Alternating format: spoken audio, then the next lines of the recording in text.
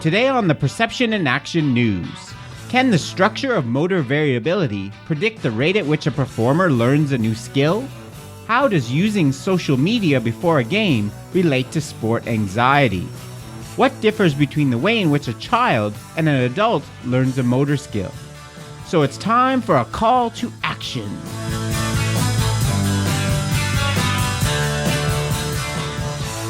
Hi everyone, this is Rob Gray from Arizona State University and PerceptionAction.com. Welcome to the Perception in Action podcast, where I discuss how psychological research can be applied to improving performance, accelerating skill acquisition, and designing technologies. In these new segments, my goal is to dig through that ever-growing pile of article PDFs so you don't have to. So on to the news.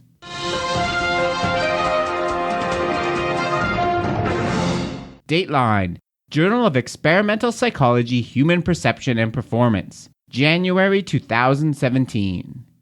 As I discussed back in episode 43, in recent years, movement scientists have taken a very different view of motor variability, moving away from the idea that it just represents noise in our neuromuscular system that must be minimized during skill acquisition for performance to be effective, to the idea that high variability in movement may serve a functional purpose, as it can represent exploration of the perceptual motor space in search of a more effective control solution.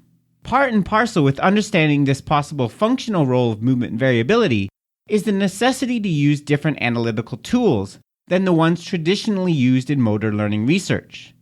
Simply looking at the magnitude of variability, for example the standard deviation of limb position, and looking at how this value changes over time, will not tell us whether there is any structure within the pattern of variability. For that, we need to use some sort of time series or autocorrelation technique, which won't just tell us whether variability increased or decreased, it will tell us whether there's any dependence between the motor variability at the different stages of skill acquisition. For example, a large long-range autocorrelation value tells us that what we're doing now is heavily dependent on what we did before. Early research studies using these measures have shown that a lower long-range autocorrelation is actually related to better performance by the end of training. Low autocorrelation is indicative of low regularity in movement, which would be what we would expect if a learner was exploring lots of different options for performing the skill. So, there may be something in the structure of our variability that is related to skill acquisition. But can the structure of variability when we start learning a new task actually be used to predict how quickly we will learn a skill? This question was explored recently in a study by Murillo and colleagues, which used two different balance tasks. In experiment 1 of this study, the task given to participants was to remain as still as possible while standing on a Bosu balance trainer. If you've never seen one of these before, I've included a picture in the show notes. It is a hemisphere. You stand on the flat part while the curved surface is on the floor, allowing it to rock back and forth. A key point of this study is that the end goal in performing this task is to reduce variability to 0. In this case, the variability of one's body position. The main dependent variable was what is called the resultant distance, which is essentially the difference between your current center of pressure and the center of pressure when you're standing perfectly upright. After a pretest, participants completed 10 15-second practice trials. The primary analysis method used was what is called detrended fluctuation analysis, or DFA. Without getting into too many details, this is a method for calculating long-term correlations in time series data. In this case, the resultant distance from each instant in a 15-second trial of balancing. DFA gives you an estimate of a scaling index value called alpha. Different values of alpha indicate different patterns of behavior. For example, an alpha value greater than 0.5 indicates persistence. That is, that the trajectory of behavior tends to continue in its current direction. An alpha value of exactly 0.5 indicates no correlation, and an alpha value of less than 0.5 indicates anti-persistence, or the tendency of the trajectory to keep returning back to where it came from. In terms of the balance task used in this study, an alpha value of slightly above 0.5 would be indicative of exploring different solutions for the balance task. while an alpha well above 0.5 would indicate a lack of exploration. The main thing the authors were interested in was whether the alpha value measured in the pre-test would be predictive of the rate at which participants learned the balance task. It was expected that a lower alpha value in the pre-test would be related to a faster learning rate. What was found? All participants showed improvement in the task with practice, decreasing the resultant distance by about 14% on average. However, there was actually no evidence for a significant relationship between the structure of variability at the pretest, as measured by the alpha value from the DFA, and the rate at which the balanced task was learned. Instead, the biggest predictor of learning rate was the initial performance level. That is, the value of the resultant distance at pretest.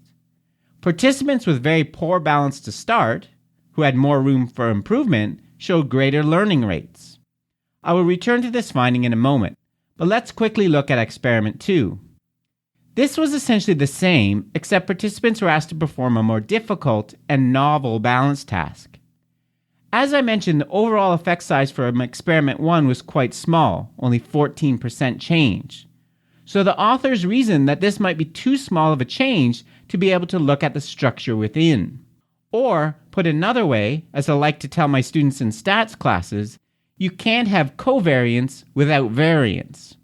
So, instead of standing on the hemisphere like they did in experiment 1, participants in experiment 2 were asked to sit on it. This actually involved the use of a giant chair which immobilized their legs and feet so they could not use them to help balance. Again, see the picture in the show notes. What was found? Although the improvement in performance after practice was much larger, 33% on average, there was still no significant relationship between the alpha value in the pretest and the learning rate. Again, it was the initial performance level that determined who learned at the fastest rate. So what's going on here? Should we throw out the idea that the structure of variability might be a predictor of learning rate? Not necessarily. Again, the problem is the difference in the initial performance level. This is really something that applies to all training studies, no matter what kind of analysis is done. If you have big differences between participants before the training starts, it's going to be really hard to interpret skill acquisition effects. In this balance study, individuals with a low autocorrelation rate showed better performance overall, suggesting that the value of alpha may be related to general skill level, not just learning. In particular, the ability to monitor one's own motion. That means in the data, there were several participants who had a low alpha, but also good initial performance, because they were skilled, and consequently didn't have much room for improvement. When the bias due to initial performance level was factored out, there was a significant relationship between alpha value and learning rate.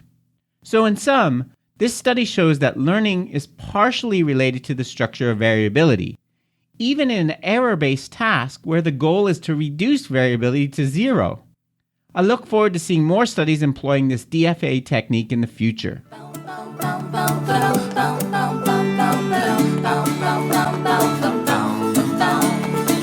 I'm just secondhand news, yeah.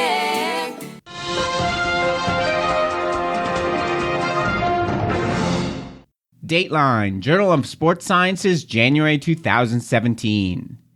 In the London 2012 Olympic Games, many athletes took advantage of the connectivity of our modern society by taking family, friends, and fans with them, virtually at least, through the use of updates in social media.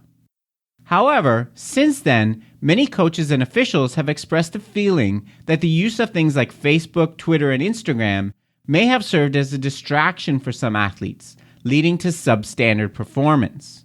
Why might the use of social media before a game be problematic in sports? Well, other than serving as a distraction from game preparation and coaches' instructions, it may also be related to sport anxiety, an idea explored in a recent study by Ensel and colleagues. In this study, the focus was on self-presentation, which is any behavior that is used to make oneself look good to others, often attempting to create a completely idealized image of oneself. Anyone that's been on social media lately knows that networks like Facebook are rife with this type of behavior in the way people share only positive information. Ensel and colleagues hypothesize that athletes with higher anxiety may be more prone to this. That is, they might deal with their sport anxiety through more frequent social media interactions. To test this idea, 298 athletes from a range of different sports completed a self-report questionnaire about Facebook usage. The most shocking result of the study was the amount of social media usage by the athletes. About 32% had used Facebook during competition, and 68% used Facebook at least 2 hours prior to competition. In terms of the predicted link between Facebook use and sport anxiety, there was only a somewhat weak relationship. Overall, they were not significantly related. However, time spent on Facebook prior to competition was positively related to the concentration disruption component of the sport anxiety questionnaire. And whether or not athletes had push notifications enabled on their phone was also related. Obviously, this link with concentration disruption has important implications for performance, suggesting that social media use prior to competition needs to be monitored and regulated in some way.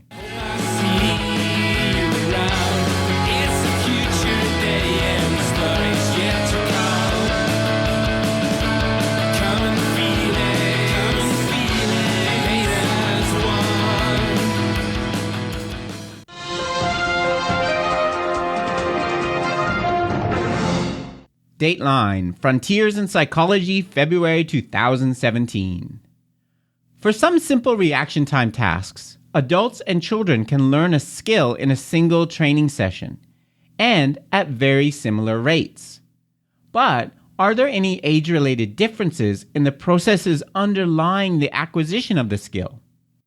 Dew and colleagues asked two groups of children, age 6 and 10, and one group of adults, average age of 20, to learn a serial reaction time task. In this type of task, participants respond as quickly as possible to a series of visual targets. They are not told this, but the sequence of targets actually follows a pattern, which participants quickly learn, resulting in faster reaction times.